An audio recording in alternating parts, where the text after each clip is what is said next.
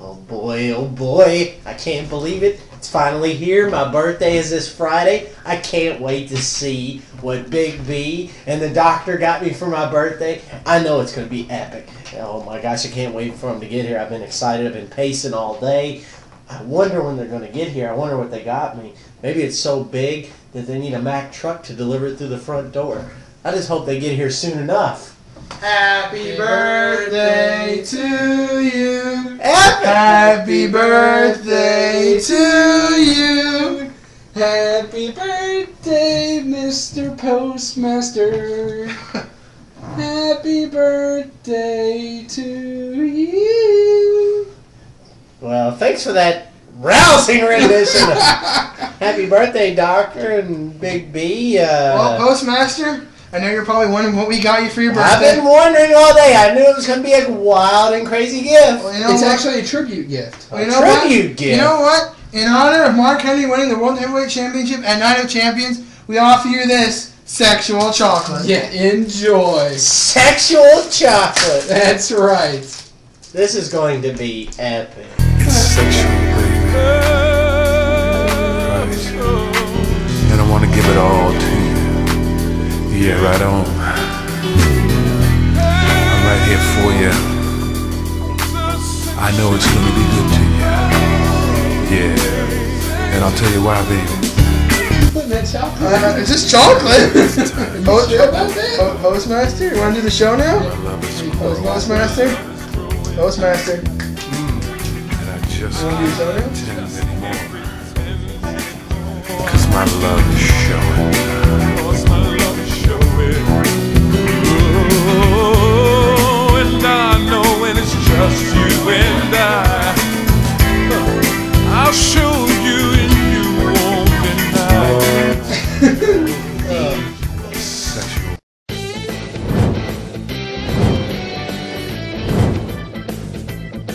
And welcome everyone to another exciting edition of Triple Threat Talk. Yeah. You guys like this? Well, I know you're still top down, and we'll get to that. What's this? This is Mid Dino. It looks like a Middle Dino. This is our mid card title right here. Well, wait a minute. Why didn't I get a share of it? We're tied. Because I went 12 and 4 I last week. have honors, so Only by one game, though. Where does that leave me? That leaves you without a cool thing to put in front of you. I have this. There you go. You do have your pride, at least. So top dino. No, I we don't. decided- I don't have that anymore. So we decided top dino is going to go to the person with the overall score, and Domo here is going to go to the person with the highest weekly score, which this week was Postmaster at 12 and 4. As you can see on the screen, the doctor is overall 20 and 12 now, but he was 10 and 6 this past week. I am overall 19 and 13, and I also went 10 and 6 this past week. And obviously, Postmaster had the biggest improvement out of anybody, going 12 and 4, but he's also 19 and 13 overall, but he dominated this week. Yeah, this week we did really well. And it's fitting, too, because it's his birth week. Yeah. It is my birth week. My birthday's on Friday. So maybe today your picks will be bad. Bad luck. Could be. You fail! I'll tell you a quick story about this. My birthday, I went to the casino with him. I won jack squat. He won $800. Fail. That was awesome.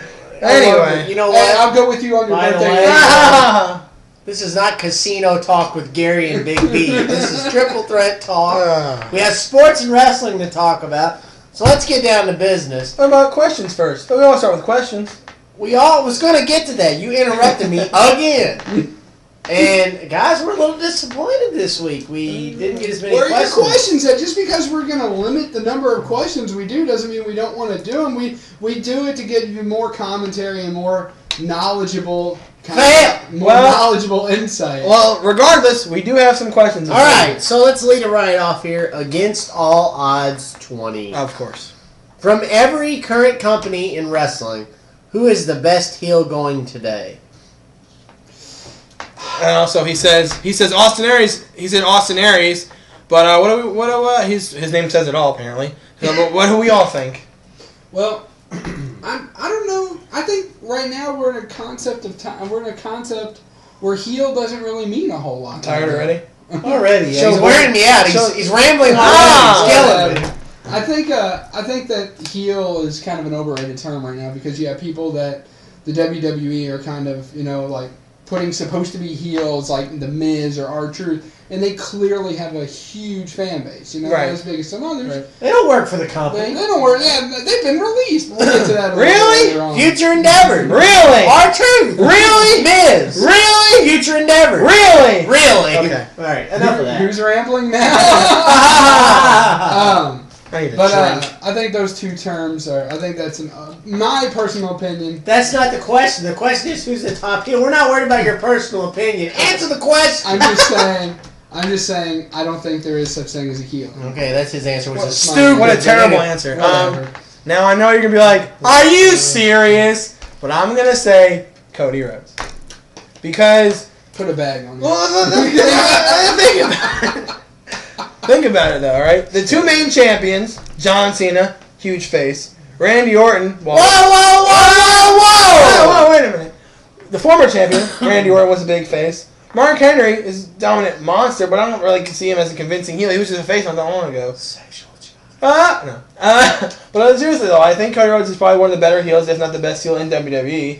It's because his persona and like how he transformed from dashing to this gimmick where he's like disfigured, and he just seems like he has that heel gimmick. Like he doesn't he just disses the fans, says you need to wear a paper bag, and no one's really doing anything heel wise like he is right now. He's definitely more dashing than you. Oh. Yeah, we get it. You just want to mention Cody Rhodes. I know. Okay. You can't go a whole show without doing it. Yeah. But anyway, my top heel, even though you all don't think he's a heel, but to me he's a heel, even though he's sort of a fan favorite, is CM Punk. Well, like I said before, he's like the Stone Cold Steve Austin right now. But CM Punk, I think. So, Okay. Moving on to Moods. New viewer question. New viewer question. Thank you, Moods126. Why do they put the anonymous Raw GM's computer at ringside but never use it? It's a good question. That's a really good question. I got no answer for it. I mean, I'll elaborate a little bit. I mean, obviously, they were doing the thing where, like, banana. I received an email from the anonymous Raw general manager or whatever, and then they just stopped. Maybe it's you. Shh. Or it's you. Shh. But no, like, they still have it out there for some reason, but it doesn't seem like, honestly, I'll say this honestly, I don't think even WWE knows who the general manager is. I think they had some idea at some point, But now they do. but now I think they have no clue who they want it to be. You know what? Maybe it's Ginger Moo. Jinder Mahal, and his associate will be Heath Slater. And don't forget his bodyguard, the Great Khali. The Great Khali. But I don't get it either. I don't know why. I think we just threw him for a loop. I think we did too. He doesn't watch SmackDown, so he doesn't understand. But I don't get it.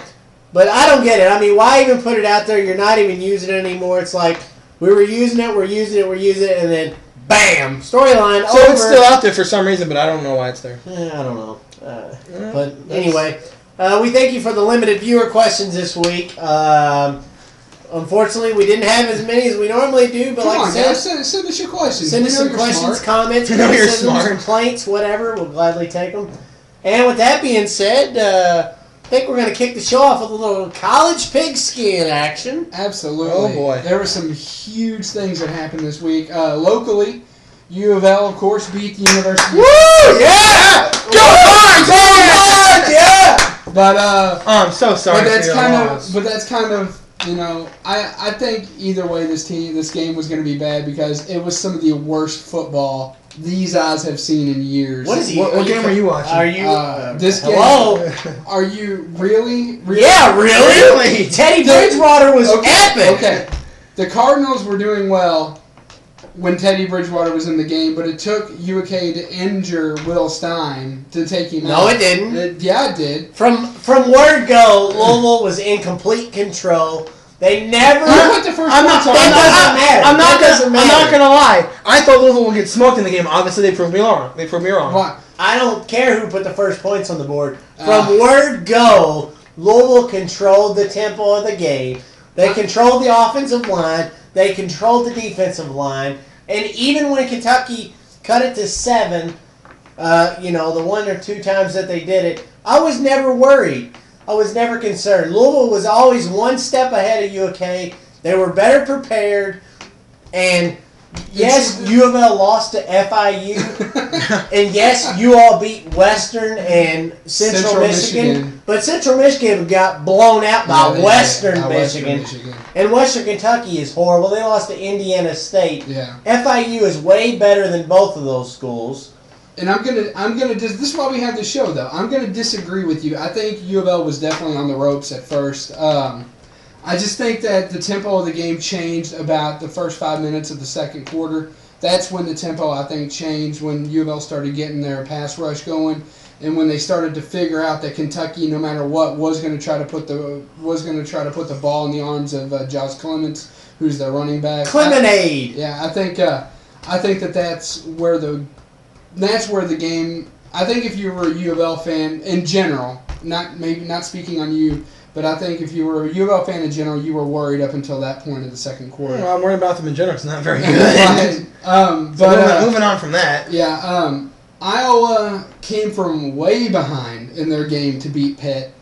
3 touchdowns. Free, really? 3 touchdowns. 1, 2, free. 3 touchdowns in the fourth quarter to come back in unanswered. Does that show how bad Pittsburgh is or how tough Iowa is? That shows that James Vanderberg, who's Iowa's quarterback, he can rally his team. When you talk about game management, we had Charlie Strong all last week. What was he talking about?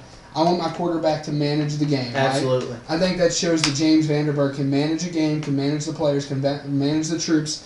And I look for James Vanderberg to be a top 10 draft pick coming up in the next couple of years for the NFL draft. Mm-hmm. I think the biggest news this week in college football was Ohio State. Jeez. Yes, Ohio State getting beat by the U. Here I am, rock you like a hurricane. You mean the Cheater Bowl? The Cheater Bowl. Oh! Whoa! For sure. Come on, man, keep the gloves up. No low blows there. Hey, I'm just stating the facts. But they didn't just get beat; they got destroyed, 24-6. Miami had 5 of their suspended players back, and I think that was a huge difference for the Cheater Bowl. I totally agree. I think Cheater Bowl. I mean, and one other good game I mentioned in college. My national champion pick went into Tallahassee and knocked off 5th-ranked Florida State at Florida State. Yeah, exactly. Enough of that. It was a dog fight. It was close at one point. It was very close, and then Oklahoma kind of pulled away late. So hats off to them to going into one of the most hostile college football environments. And FSU is harsh, isn't it? Picking up the win. So college football is definitely into full swing. Things are shaping up. And something else that's shaping up, guys, and that actually started yesterday, was the chase for the Nascar Sprint Cup Championship. Look at me, I'm going left. And what better way to start it than a win by my man, Tony Stewart, vaulting himself from 9th to 2nd in the point standings. He is 7 points out of first place. Kevin Harvick is your current point leader. Jimmy Johnson, the 5-time defending Sprint Cup Series champion. He is back a little ways, and for once, he's not leading the points in the chase. I was going to ask you. I think this is it for Johnson. This is 5-year. I think this is it. I think this is it. This is the most competitive year we've seen. This is the most different winners and first-time winners we've had in a single season. The competition is definitely there. Kevin Harvick and Kyle Busch are tied for the most wins this season with 4. Kyle Busch had a crappy day yesterday. He went from 1st in the points to 8th in the points because of his bad run yesterday. And apparently, this just in, if you didn't know, now you know, it does take gas to run these things. And there was a lot of cars running out of gas yesterday. I don't see what happened yesterday. Well, it's another point of gas mileage racing. Right. And I know people that watch NASCAR, some people don't agree with it. You told the gasoline weighs heavy on your tank. You want to fill it up with as little as possible. I agree. But the thing is, gas mileage races are just as part of racing as regular racing. Right. And that's part of the strategy. It's all a strategy. Right. And that's part of it. So with that being said, Matt Kenseth, he actually received a penalty because on the last lap he ran out of gas. He received a assistance from J.J. Yaley, who pushed him all the way around the track. And for that, that's totally illegal. You're not allowed to do that because you have to be able to finish on your own power, even if you're coasting with no gas. So he went from 8th place all the way back into the 20s, I believe, because of assistance. Yeah, that's not good. So we have 9 races left in the season. Tony Stewart is 7 points out. He is the only one single digits behind Kevin Harvick. Carl Edwards is 3rd. He's 10 points out.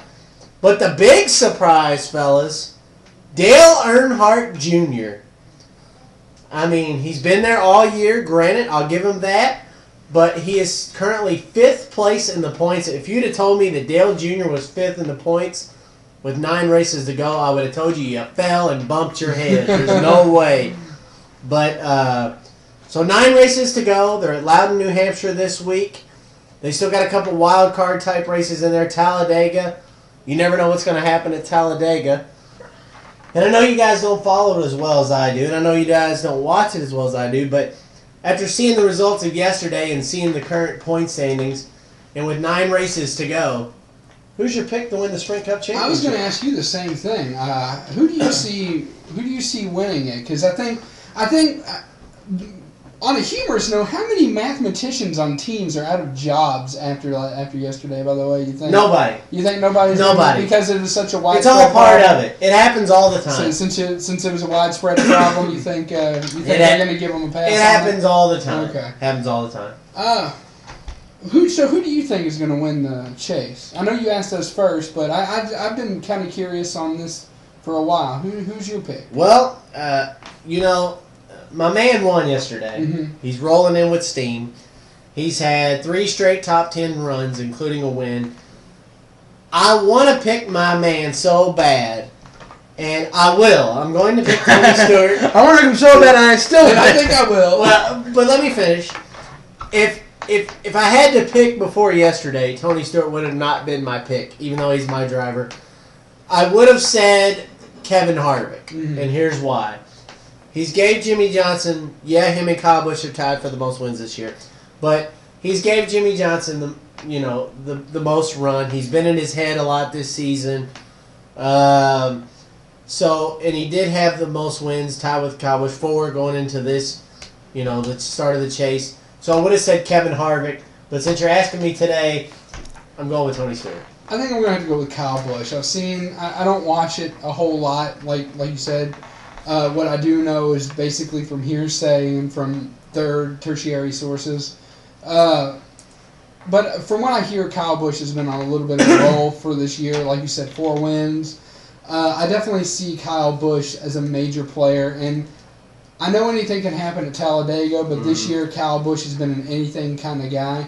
I'm going to go on a limb, and I'm going to say Kyle Busch wins Talladega. It's not really going on a limb, but okay. Yeah. I think that Jimmy Johnson does it again. I think that 5... Oh, God! I can't believe you're going to pick your man. Jeff Gordon's not even close. What do you don't think so? No. Okay. Anyway, but I think Jimmy Johnson, obviously, 5 years in a row, obviously, nothing short of impressive. And I think he comes through in the clutch once again and wins 6 in a row. God, I hope not. I hope not, too. But, be like Tiger Woods dominating golf, but only on NASCAR. Yeah, it wouldn't be great. It wouldn't be great. So, moving on from that, fellas, we got a little NFL action. Yeah, I've been having this forward phrase in my head all day. Forward phrase? Yeah, 4 words. Just these forwards into my head. Oh. How about them Cowboys? Yeah, well, see, the thing about that is you guys suck. No, we don't suck, you suck! Hey. You suck, you suck, you suck! Now, I did say the 49ers would win. I did say that. But the way you guys got on me last week about it, or this week, you'd have thought I said they were going to blow them out, and that you guys were implying that the Cowboys would blow out the 49ers. No, we thought they'd win. You said they'd blow them out. I never said they'd blow them out. I said I liked the game. I'll check the tapes. I said I liked the game, and it took overtime to beat us. It took overtime in a rule that needs to change. The overtime rule cannot be one thing in the playoffs and another in the regular season. That's not the issue. The issue is, I will admit, I was wrong, but I was so close to being right. And Alex Smith had he completed that play at the last, or not the last segment, but midway through the third quarter, where he was brought on by pass pressure, got tackled, broke free of the tackle, and throws the ball down to Josh Morgan. If Josh Morgan catches that pass, which he didn't, that would have been play of the year. I thought the Cowboys played incredible defense. They did. Yeah, They did. You know who played incredible? Tony Romo. Tony Romo did. Punctured lung, fractured rib, and he leads them to victory. See, that's what happens when Patrick Willis gets a hold of anybody. That's not just synonymous. I think going to another West Coast team, I think I should put a bag over my head. After Seattle got trounced by the Steelers 24. The Steelers, what a way to bounce back after getting shellacked in the week 1 by the Baltimore Ravens. They come back and completely shut out the Seattle Seahawks. 22 for 20. Roethlisberger was 22 for 30, 298, and 1 touchdown. And I'll say something about that game real quick. Now, I am a huge Seahawks fan, but I do not condone, absolutely not condone what they did to Roethlisberger. It was definitely a cheap shot if you saw the clip. Yeah. He got taken out on the legs. Hopefully, I don't think he's too badly banged up. No. And I think it was a definitely cheap shot. And I actually think they should suspend the player. I really do. Or fine him. I would agree with that. I think if the Baltimore guy, I can't remember who it was. There was a player in Baltimore that punched the Steeler in the stomach in week 1. I think if he gets fined $10,000, I mean, that's ridiculous. It's change. That's just a drop in the bucket. That's like what we said last week. Serena Williams getting fined $2,000. I'm a big, you know me, I'm a huge 49ers fan. But this year, I am on the Ravens I'm on the bandwagon. I like the Ravens. And we kind of ruined that pick last week. Well, I mean, I don't think that, you can afford a game. I mean, people go into the playoffs. Matt Hasselbeck woke up. Yeah, to 12-4, 13-3 all the time. Yeah. You can do that. Yeah. So, Tennessee Titans upsetting the Baltimore. I don't know Baltimore what Ravens. the problem with Chris Johnson is. He needs to wake up. Completely unacceptable. And what was possibly a preview of the NFC Championship game, my team, the Atlanta Falcons, Matty Ice, was not ice cold this week. He was Matty hot this week. Well, He did throw 2 interceptions. He did. The win did contribute to your Yes. 12-4. Yes. I do have to pick on Matt Ryan a little bit here, though. Although he threw two interceptions, but who in their right mind? Who in their right mind throws anywhere in the general vicinity of Nnamdi Asomugha? Who? The cornerback on the Eagles. Probably someone like Tony Romo threw to Darrell Revis in week 1. Terrible. But Matty Ice definitely missed it. I don't know if he just got mixed up on coverage and forgot where Asomugha was.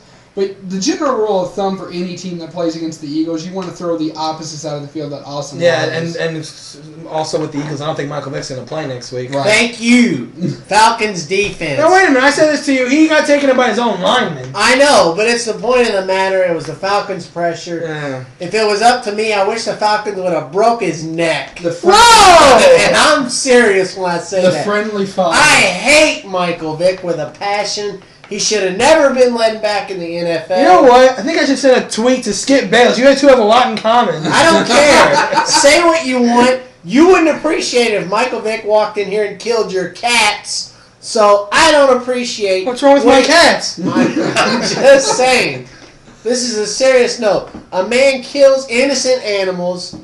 He doesn't deserve this job. He doesn't deserve the Nike contract. He doesn't deserve any of the money he's receiving. Screw you, Michael Vick. Go to hell. Whoa!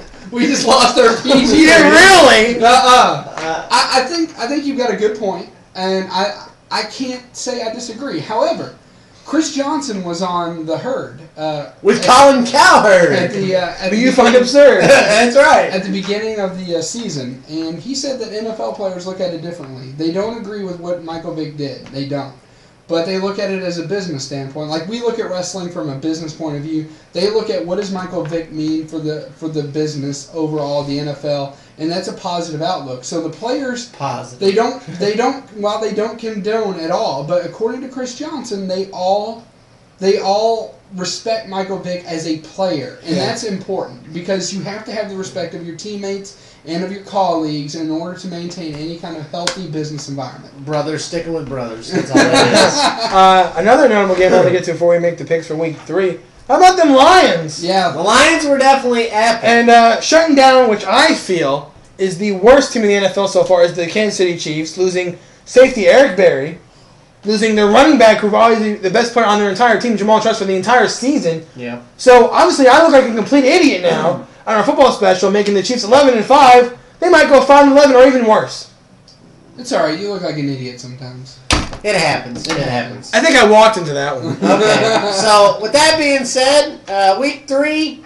You guys ready for pick'ems? Pick'ems. Oh boy. All right. They're gonna be mine next week too, big guy. Let's kick them right off here. Wait, Doctor.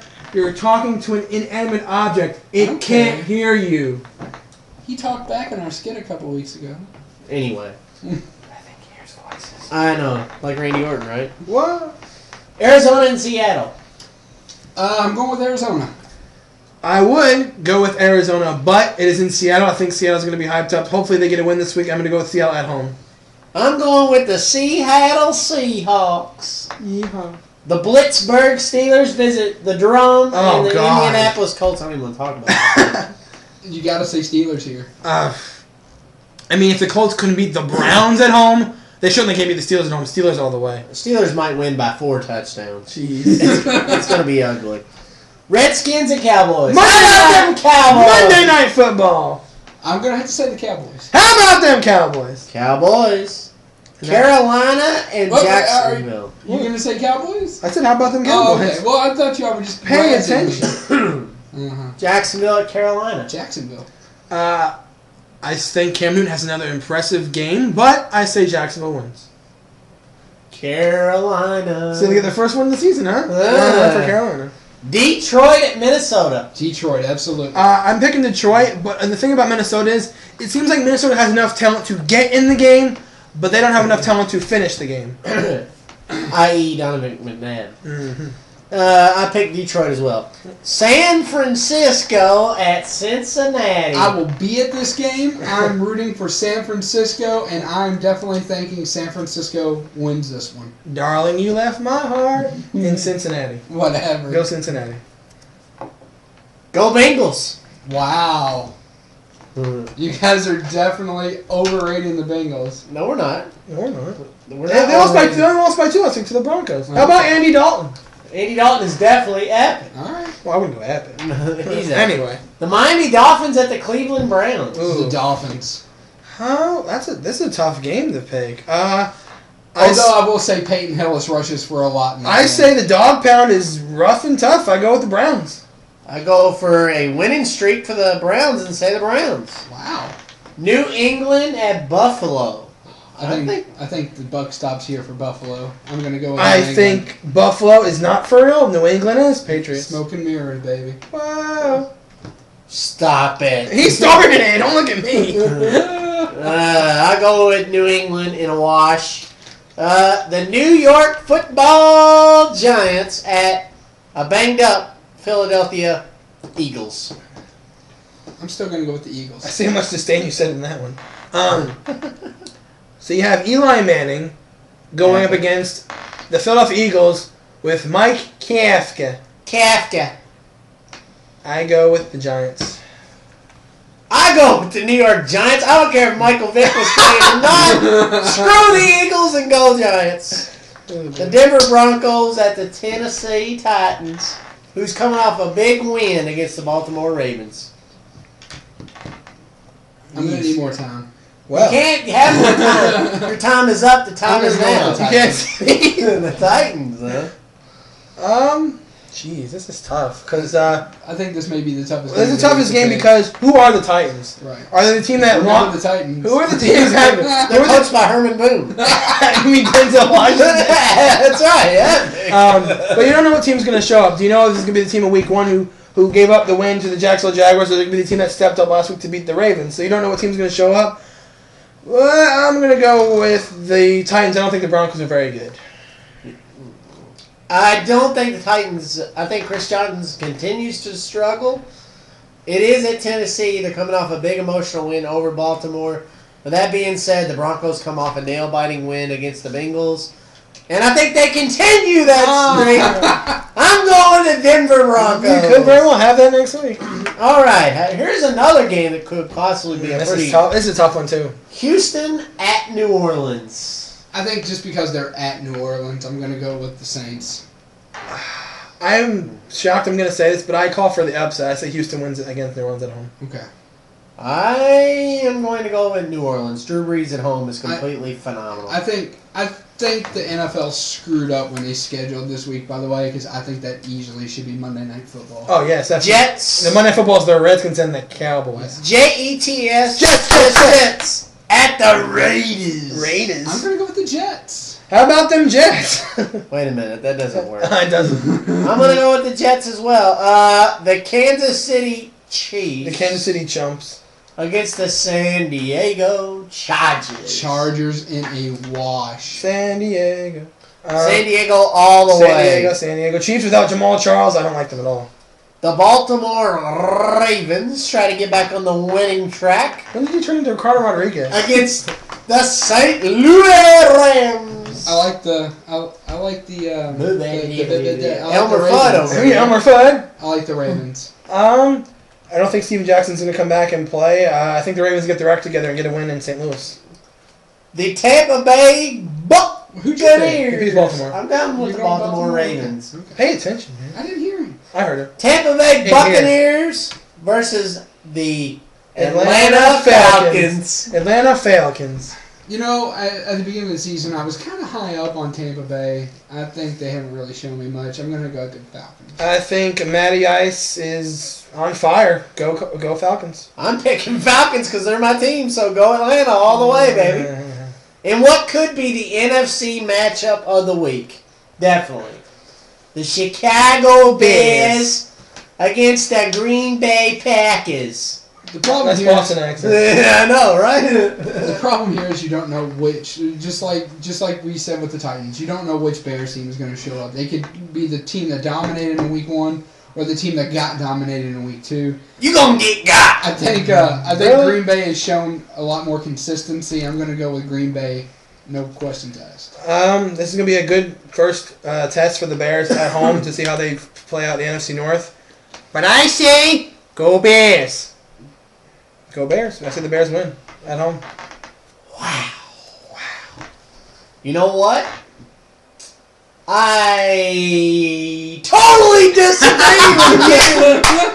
And I totally agree with the doctor. Well, duh, if you disagree with me. I'm going with the Packers to win it. And I think Aaron Rodgers is going to lead the victory. Okay, enough of that accent. I know, enough. So, there's our pick'ems for the week. Did you want to talk about the Indianapolis thing that And real quick, something that Doc touched on regarding the Indianapolis Colts. And I wanted to give because PostMaster is a good friend. He is? Really is, yes. Not really. I think to me he is. I kind of wanted to give him a little bit of optimism regarding this thing with the Colts. I spoke with him about it. There's not much there. There's not much there. There's not much there, but there is a little glimmer. And I think that is, what do you do when you have a job? You Go to work. You save for the future. You get ready for the future on your payroll, right? You put money in your 401k and watch it grow and blossom. I think that Peyton Manning is the Colts 401k. I think you watched him. Colts fans have had it too good for too long. They went into a recession with Peyton Manning having surgery. The bad word already. Postmaster made a good point. He is practicing again, so that's good. We could see him soon. Could. We're not sure. I wouldn't rush him back in there, though. Yeah, we're not sure. I would rather have a 70% Peyton Manning than anything. No. Because if he gets hit once, he's done. No, I know that. I'm just saying from a standpoint of status. Right. I think that this has shown them what the future holds. San Francisco and Green Bay did something that very few teams have done. They've gone from greatness to greatness. How did the Colts do that? They went from Montana to Young, and they went from Favre to Rodgers, respectively. Who do they go from Manning to from? I think this is a good chance. This has been a glimpse into the future. What is the Colts like? What are the Colts like without Manning? Bad. They are abysmal. They are dreck. A lot of experts are saying 3-13. Exactly, and I agree with them. 2-14. And 0-16. my point. God, so bad. My point to Postmaster before the show was this, and he liked it, which is really cool. Now they said I said this. I said maybe this life without Peyton has shown the Colts management and team leaders and owners whoever's involved with the draft, we have to start getting ready for the next generation because Peyton Manning is not going to be around forever. Whether he plays again or not,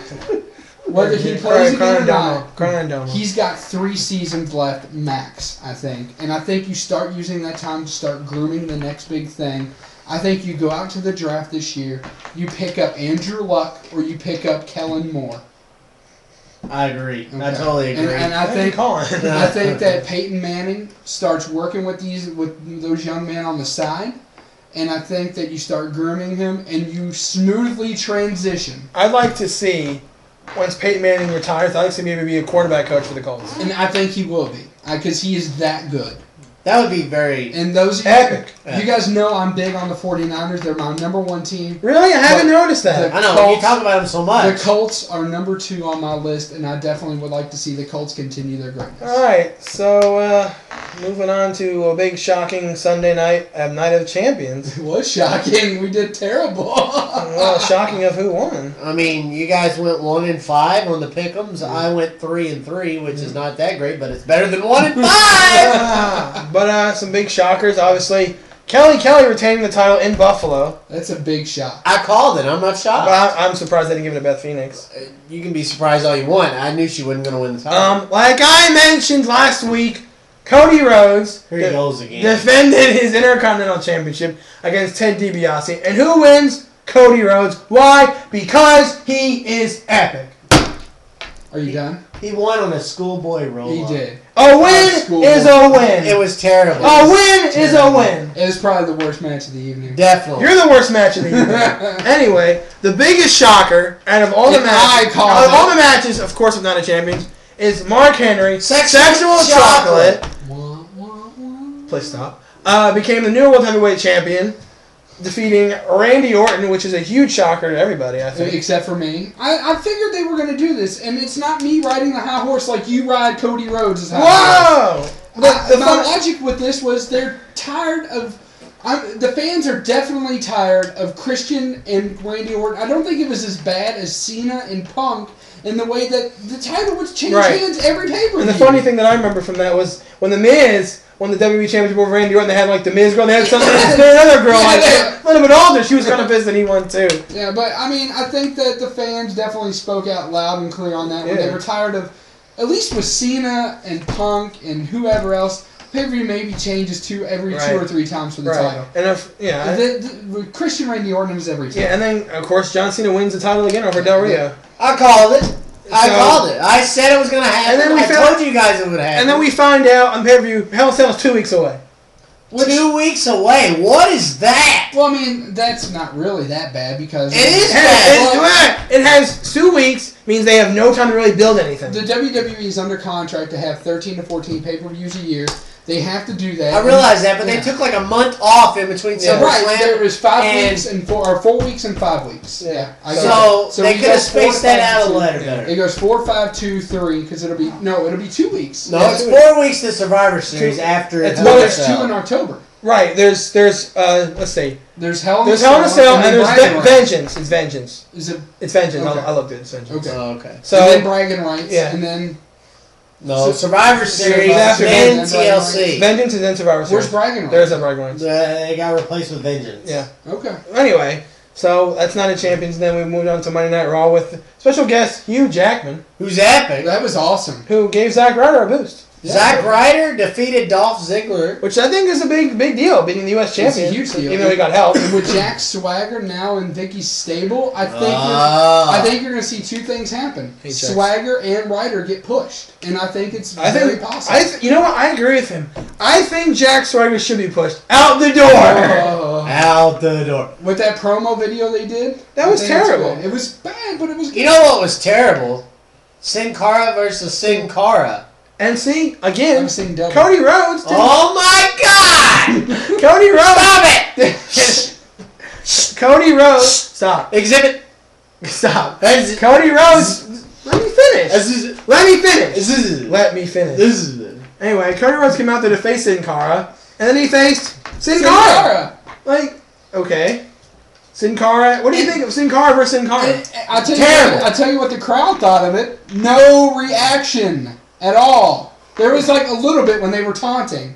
Sin Cara. Who do you cheer for? That was the crowd reaction. It was the crowd reaction. There was when they were doing this and flaunting and taunting. But we did find out. Yeah, we did find out That at Hell in a Cell, CM Punk, Alberto Del Rio, and John Cena, first time ever triple threat in a steel cage. And that's going to be awesome. Hell in a Cell. and then I think also Mark Henry's going to defend the World Heavyweight Championship against Randy Orton in Hell in a Cell also. Yeah. And one thing we also found out that Kind of perplexes me. Miz Truth. is fired. Really? Really?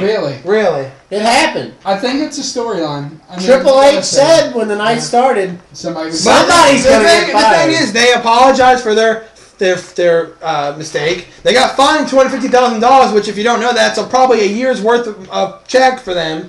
And then they get fired anyway. Okay, so here's the deal with this. John Laryngitis is the VP of Talent Relations, right? So here's where the storyline's going to go with that. Ms. Truth, how'd y'all like to be re-signed to more lucrative contracts under my tutelage? So that's what's going to happen there. That's no big storyline there. It may not be next week. It may not be the week after. Probably be more like Hell in a Cell. But it's going to be difficult to have something build up at Hell in a Cell because most of the matches are probably going to be rematches. And I think Hell in a Cell, you're going to see Ms. Truth. I think you're going to see them interfere into the triple threat match. we may very well see Sheamus versus Christian in Hell in a Cell. Yeah, could see that also. So I think that pretty much wraps up wrestling this topics. week. One other note regarding real quick. When Jerry Lawler was put through the table last Mark night, Henry. that was a complete botch. Yeah, the table didn't break. Because WWE forgot to inform Jerry Lawler and Mark Henry that they didn't gimmick the table. So therefore, Jerry Lawler, and this is legitimate, had to go taken to the hospital last night for lower back injury. And we definitely want to wish him a quick recovery. for sure. Absolutely. For sure. I think that wraps it up. Are we I think done it does. with the wild card? I think that wraps it up. I think that wraps it up this week. Wraps it up this week. So, as always, you can check us out on Facebook at facebook.com/triplethreattalk. You can follow us on Twitter at triplethreattalk, and you can send us any comment or question you have at triplethreattalk@yahoo.com. So for Big B, This is Postmaster Jones. And the doctor. See ya. thanks for watching, guys.